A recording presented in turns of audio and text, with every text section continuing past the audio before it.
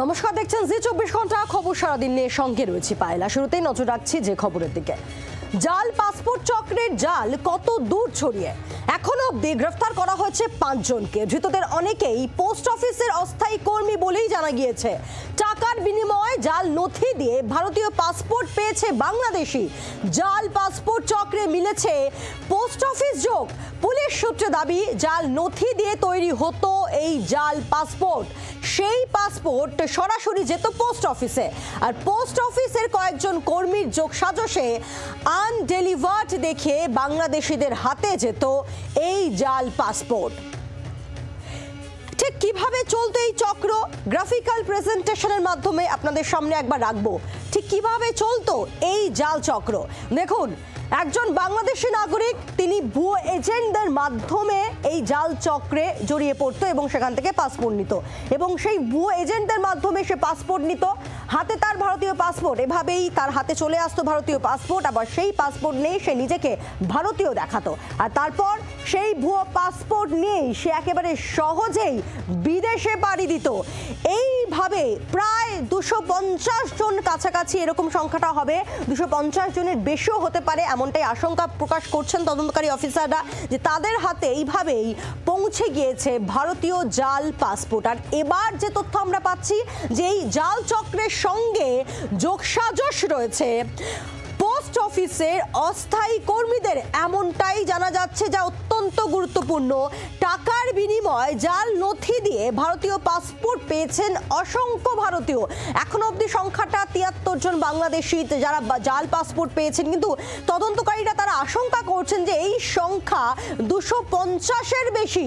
আর এবার এই তদন্তে নেমে তদন্তকারীরা জানতে পেরেছেন যে এই পুরো জাল চক্রের সঙ্গে পোস্ট অফিসের অস্থায়ী কয়েকজন কর্মী জড়িয়ে রয়েছে, যা অত্যন্ত গুরুত্বপূর্ণ। কিভাবে চলতো এই জাল চক্র, তদন্তে নেমে একাধিক ব্যক্তির নাম তদন্তকারীদের হাতে পুলিশ সূত্রে জানা যাচ্ছে।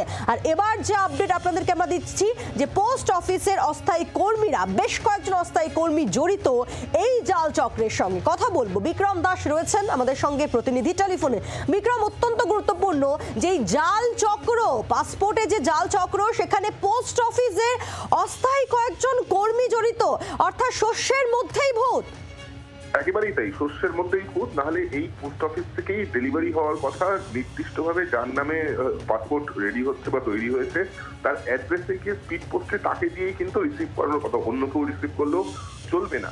এখানেই কিন্তু কারচুপিটা করা হতো বা জালিয়াতি করা হতো, যেখানে পোস্ট অফিসের একাংশের যোগসূত্র পাওয়া যাচ্ছে, যেখানে এইরকম ভুয়ো নথি দিয়ে যে পাসপোর্টগুলো তৈরি হতো, সেগুলি আদৌ কিন্তু সেখানে কোনো অ্যাড্রেস নেই যেখানে ডেলিভার করা যাবে, এবং সেখানেই আনডেলিভার দেখিয়ে দেওয়া হতো গোটা এনভেলপটাকেই, সিল এনভেলপটাকেই, যার মধ্যে পাসপোর্ট থাকতো।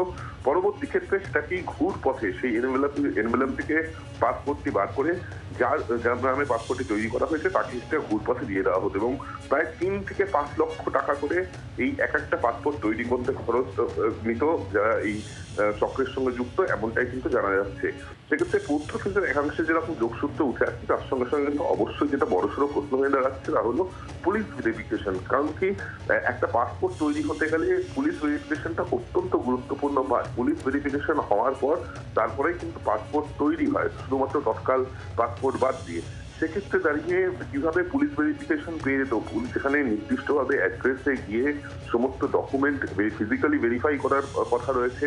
সেই ফিজিক্যাল ভেরিফিকেশন ছাড়াই কিভাবে ভুয়ো অ্যাড্রেসে, ভুয়ো আধার কার্ডে তৈরি পাসপোর্ট এভাবে ক্লিয়ারেন্স পেয়ে যেত, সেটাই কিন্তু সব থেকে বড় প্রশ্ন। তাহলে কি এসপি অর্থাৎ সিকিউরিটি কন্ট্রোল অফিস এবং যে রাজ্য পুলিশের ডিস্ট্রিক্ট ইন্টেলিজেন্স ব্রাঞ্চ ডিআইজি, তাদেরও কি আধিকারিকদের সঙ্গে যুক্ত রয়েছে? সেই বিষয়টাও কিন্তু এই মুহূর্তে লালবাজারের তরফ থেকে খতিয়ে দেখা হচ্ছে, কারণ এই চক্রটা অত্যন্ত বড় সড় চক্র এবং এর শিখর কিন্তু অনেকটাই গভীরে। সেক্ষেত্রে ইতিমধ্যেই 5 জনকে গ্রেফতার করা হয়েছে। আমরা জানি গতকাল রাত করে তল্লাশি অভিযান চালানো হয়েছে, বেশ কয়েকজনের নাম উঠে এসেছে, যাদের খোঁজ শুরু করা হয়েছে পুলিশের তরফ থেকে। এমনকি পাসপোর্ট অফিস অর্থাৎ রিজনাল পাসপোর্ট অফিসারের তরফ থেকে যে অভিযোগটি দেওয়া হয়েছিল, সেই অভিযোগও কিন্তু নির্দিষ্টভাবে বেশ কয়েকজনের নাম মেনশন করে দেওয়া হয়েছে। তাদের মধ্যে অধিকাংশ ব্যক্তি তারা এই মুহূর্তে পলাতক, তাদের খোঁজে তল্লাশি অভিযান চালানো হচ্ছে, এমনটাই কিন্তু আমরা পুলিশ সূত্রে জানতে পারছি।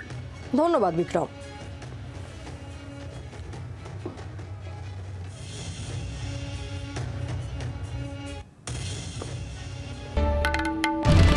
বাংলার আওয়াজ, বাঙালির আবেগ, জি 24 ঘন্টা।